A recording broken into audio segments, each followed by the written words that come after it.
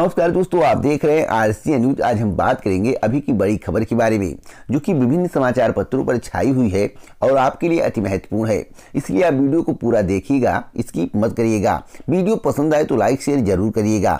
अगर आपने अभी तक चैनल को सब्सक्राइब नहीं किया है तो चैनल को सब्सक्राइब कर लें, बेल आइकन दबा दें, ऑल पर सेलेक्ट कर दें, जिससे हमारे वीडियो का नोटिफिकेशन आपके पास सबसे पहले पहुंच जाए, वीडियो को आप सबसे पहले देख पाएं।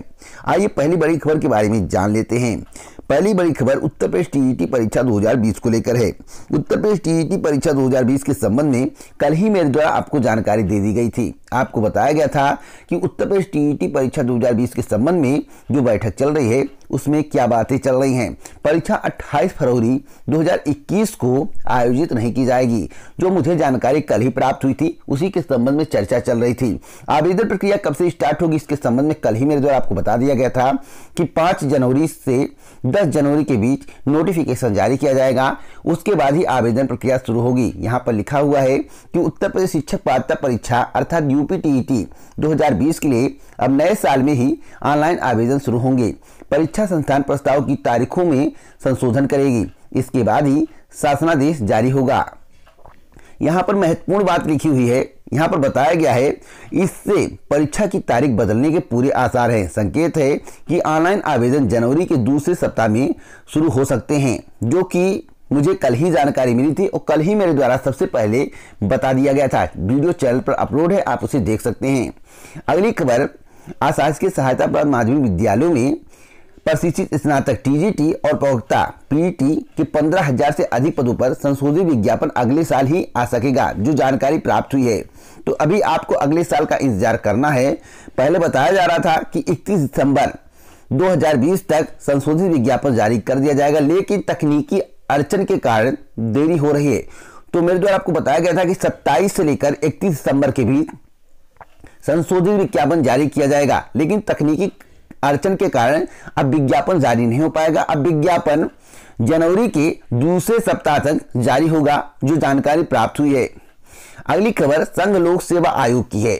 एनडीए परीक्षा को लेकर आपको बता दें कि संघ लोक सेवा आयोग ने वर्ष 2021 में आयोजित की जाने वाली एनडीए परीक्षा के लिए आधिकारिक रूप से सूचना जारी कर दी है। आयोग द्वारा संक्षिप्त नोटिस के अनुसार आर्मी, नेवी और एयरफोर्स विंग में 2 जनवरी 2022 से शुरू होने वाले 147वें और इंडियन नेवल एकेडमी में शुरू होने वाले 109वें कोर्स में प्रवेश के लिए निर्धारित चयन प्रक्रिया के पहले चरण में आयोजित की जाने वाली राष्ट्रीय रक्षा अकादमी एवं नौसेना अकादमी परीक्षा 2021 के लिए नोटिफिकेशन 30 दिसंबर 2020 को आयोग की ऑफिशियल वेबसाइट इतना पर जारी किया जाएगा। तो आप सभी 30 दिसंबर 2020 का इंतजार करें।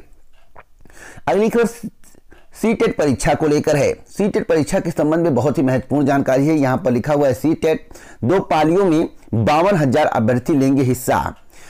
यह वाराणसी की खबर है। आपको बता दें कि सेंट्रल टीचर एलिजिबिलिटी टेस्ट अर्थात सीटेट 31 जनवरी 2021 को 2 पालियों में कराई जाएगी।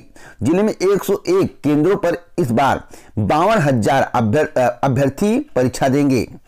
सीबीएसई की ओर से जहां केंद्रों की सूची जारी कर दी गई है, वहीं अभ्यर्थियों को परीक्षा का प्रवेश पत्र भी भेजा गया है। कोरोना काल में परीक्षा में सोशल डिस्टेंसिंग पर विशेष ध्यान दिया जाएगा। तो आप सभी अपनी तैयारी कर लें। यह वाराणसी की खबर है, 52,000 अभ्यर्थी लेंगे हिस्सा। खबर उत्तर प्रदेश लोक सेवा आयोग की है, जो कि बहुत ही महत्वपूर्ण खबर है। पीसीएस प्रारंभिक परीक्षा में 10% अभ्यर्थी हो सफल, ऐसा प्रतियोगी छात्रों की मांग है। प्रतियोगी छात्रों ने मुख्यमंत्री को इसके संबंध में पत्र लिखकर मांग की है। 11 सूत्रीय मांग है। आपको बता दें कि पीसीएस प्रारंभिक परीक्षा और उत्तर प्रदेश लोक सेवा आयोग की अन्य प्रारंभिक परीक्षाओं में शामिल होने वाले कुल अभ्यर्थियों में 10% परीक्षार्थियों को मुख्य परीक्षा के लिए सफल घोषित किया जाए और केवल उत्तर प्रदेश की महिला अभ्यर्थियों को ही 20% क्षैतिज आरक्षण का लाभ दिया जाए। ऐसे ही तमाम मुद्दों को लेकर प्रतियोगी छात्र संघर्ष समिति ने मुख्यमंत्री को 11 सूत्रीय मांग पत्र भेजा है। अब देखना होगा कि उत्तर प्रदेश के मुख्यमंत्री योगी आदित्यनाथ जी इस पर कितना जल्द निर्णय लेते हैं। वैसे जल्द निर्णय आने की संभावना नहीं है, क्योंकि जब उत्तर प्रदेश अधीनस्थ सेवा चयन आयोग द्वारा कोई अभी तक वैकेंसी नहीं आ पाई है 2020 में, तो इस पर निर्णय कैसे लेंगे। आयु को लेकर अभी निर्णय होना बाकी है, जो कि आयु 21 से 32 वर्ष करने पर विचार विमर्श चल रहा है। फिलहाल 2022 की परीक्षा में होने की संभावनाएं बहुत कम है, लेकिन हाँ 2023 की जो परीक्षा होगी, जो विज्ञापन जारी होगा, उसमें 32 वर्ष किया जा सकता है। अगली खबर एलपीजी गैस सिलेंडर को लेकर है, जो कि बहुत बड़ी खबर है। अब हर सप्ताह तय होगी घरेलू गैस की बिक्री दरें। यहाँ पर लिखा हुआ है कि नए साल से घरेलू एलपीजी सिलेंडर के दाम भी मासिक रेट रिवीजन की जगह साप्ताहिक स्तर पर तय किए जाने की तैयारी है। तो हर सप्ताह आपको रेट में बदलाव देखने को मिलेगा।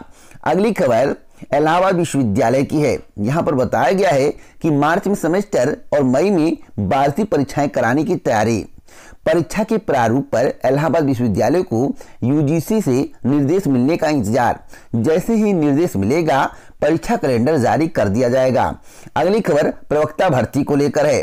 प्रवक्ता पद के लिए 2 तरह से चयन, अभ्यर्थी परेशान। आपको बता दें कि उत्तर प्रदेश माध्यमिक शिक्षा सेवा चयन बोर्ड की नई प्रवक्ता भर्ती में जीआईसी की तर्ज पर साक्षात्कार हटाने की मांग शुरू हो गई है। उत्तर प्रदेश लोक सेवा आयोग की ओर से जीआईसी प्रवक्ता के लिए इंटरव्यू हटाने के बाद चयन बोर्ड की प्रवक्ता भर्ती परीक्षा में शामिल होने वाले अभ्यर्थियों ने भी सहायता प्राप्त माध्यमिक विद्यालयों के लिए प्रवक्ता के चयन से साक्षात्कार हटाने की मांग की है। प्रतियोगी छात्रों का कहना है, जब प्रवक्ता पद के लिए पढ़ाने वालों के लिए योग्यता एक है, तो उनके चयन के लिए अलग अलग परीक्षाएं क्यों हो रही हैं। प्रतियोगी छात्र मोर्चा की विक्की खान का कहना है कि राजकीय इंटर कॉलेजों में प्रवक्ता के पदों की भर्ती के लिए सरकार ने इंटरव्यू हटाकर सीधे मुख्य परीक्षा के अंकों से चयन करने का फैसला किया है। तो इसी तरह से उत्तर प्रदेश माध्यमिक शिक्षा सेवा चयन बोर्ड को करना चाहिए। अगली खबर यूपी बोर्ड परीक्षा को लेकर है। यूपी बोर्ड परीक्षा मार्च से अप्रैल में तिथियों की घोषणा जल्द। आपको बता दें कि उत्तर प्रदेश के deputy CM doctor Dinesh Sharma ने कहा कि यूपी बोर्ड परीक्षा मार्च से अप्रैल में आयोजित की जाएगी।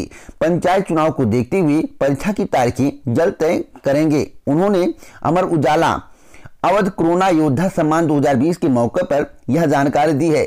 तो परीक्षा मार्च से अप्रैल माह में कराने की तैयारी चल रही है। तो आप लोग जितने भी हाई स्कूल इंटरमीडिएट के अभ्यर्थी हैं, तैयार हो जाएं।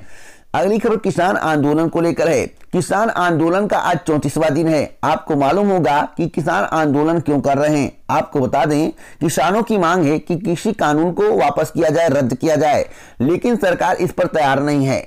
किसानों की मांग है, अगर कृषि कानून रद्द नहीं किया जा रहा है तो कानूनी गारंटी दी जाए, लेकिन सरकार इस पर भी तैयार नहीं है।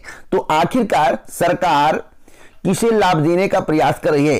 किसानों के हित की बात कर रही है या अडानी अंबानी पूंजीपतियों को लाभ देने का प्रयास कर रही है? यहां पर साफ साफ लिखा हुआ है कि एमएसपी पर नया फार्मूला ला सकता है केंद्र, लेकिन कानूनी गारंटी नहीं देगा। तो आखिरकार कानूनी गारंटी केंद्र सरकार के द्वारा क्यों नहीं दिया जाएगा? केंद्र सरकार स्पष्ट करे। इसका मतलब है कि केंद्र सरकार के मन में किसानों के प्रति छल है। आपकी क्या राय है? आप लोग अपनी राय कमेंट बॉक्स में जरूर दें। अगली खबर 69,000 शिक्षक भर्ती को लेकर है। 4% आरक्षण को लेकर अभ्यर्थी डटे हुए हैं। अभ्यर्थियों का धरना जारी है। दिव्यांगों ने मांगा 4% आरक्षण का लाभ। आपको बता दें कि 69,000 सहायक अध्यापक भर्ती में दिव्यांगों को 4% आरक्षण की मांग को लेकर शिक्षक भर्ती के अभ्यर्थियों ने सोमवार को प्रदेश के उप मुख्यमंत्री केशव प्रसाद मौर्य को ज्ञापन सौंपा। दिव्यांग अभ्यर्थियों ने सर्किट हाउस में उप मुख्यमंत्री से मिलकर अपनी समस्या बताई। शिक्षक भर्ती के अभ्यर्थियों की बात सुनने के बाद उप मुख्यमंत्री ने इस बारे में अधिकारियों से बात करके समस्या के हल का आश्वासन दिया है। अब देखना होगा कि इनके समस्याओं का समाधान कब तक होता है। अगली खबर है कि स्कूलों के लिए भी बन सकता है राष्ट्रीय आयोग। तो आयोग बनाते रहिए, लेकिन स्कूलों की जो व्यवस्था है वह चुस्त और दुरुस्त नहीं है। आपको बता दें, दिल्ली सरकार उत्तर प्रदेश सरकार पर उंगली उठाए मुझे बर्दाश्त नहीं है। दिल्ली सरकार उत्तर प्रदेश की शिक्षा व्यवस्था पर उंगली उठाए मुझे बर्दाश्त नहीं है। इसलिए सबसे अच्छी व्यवस्था शिक्षा की होनी चाहिए। स्कूल जर्जर ना हो, स्कूल अच्छे हो, ऐसा सरकार को काम करना चाहिए। हेल्थ एजुकेशन बेटर है तो सब कुछ बेटर है। साथ साथ सरकारी नौकरी की जो मांग चल रही है उसके बारे में योगी सरकार के द्वारा टस से मस नहीं किया जा रहा है। मेरा कहने का तात्पर्य है कि योगी सरकार चुपचाप बैठी हुई है, उस पर किसी प्रकार का एक्शन नहीं लिया जा रहा है। आखिरकार योगी सरकार सरकारी नौकरी क्यों नहीं देना चाहती है? आपकी क्या राय है? आप लोग अपनी राय कमेंट बॉक्स में जरूर दें। अगली खबर पीजी के दाखिले को लेकर है।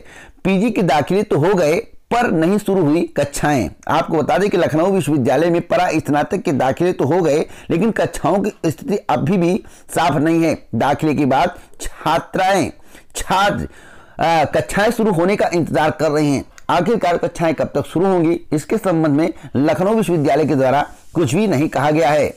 अगली खबर कि पहले दिन 7,000 ने छोड़ी परीक्षा या आरआरबी भर्ती परीक्षा को लेकर है। आपको मालूम होगा कि एनटीपीसी की परीक्षा 28 दिसंबर 2020 से शुरू हो गई है। यह परीक्षा 13 जनवरी 2021 तक चलेगी। पहले दिन 7,000 ने छोड़ी परीक्षा। कोविड प्रोटोकॉल का अनुपालन।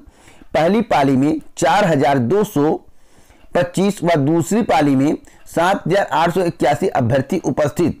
तो आप मानकर चलिए, अगर सभी राज्यों को देखा जाए और आकलन किया जाए तो काफी अभ्यर्थी इस परीक्षा को छोड़ रहे हैं। सर्वर की दिक्कत के कारण भी परीक्षा में समस्याओं का सामना करना पड़ा है। तो आप लोग अपनी तैयारी जमकर करें। दूसरे चरण की परीक्षा 16 जनवरी 2021 से स्टार्ट होगी। तो आपको इसी प्रकार की जानकारी चाहिए तो चैनल को सब्सक्राइब कर लें, बेल आइकन दबा दें, ऑल पर सेलेक्ट कर दें, जिससे हमारे वीडियो का नोटिफिकेशन आपके पास सबसे पहले पहुंच जाए, वीडियो को आप सबसे पहले देख पाएं। जय हिंद, जय भारत दोस्तों, नमस्कार।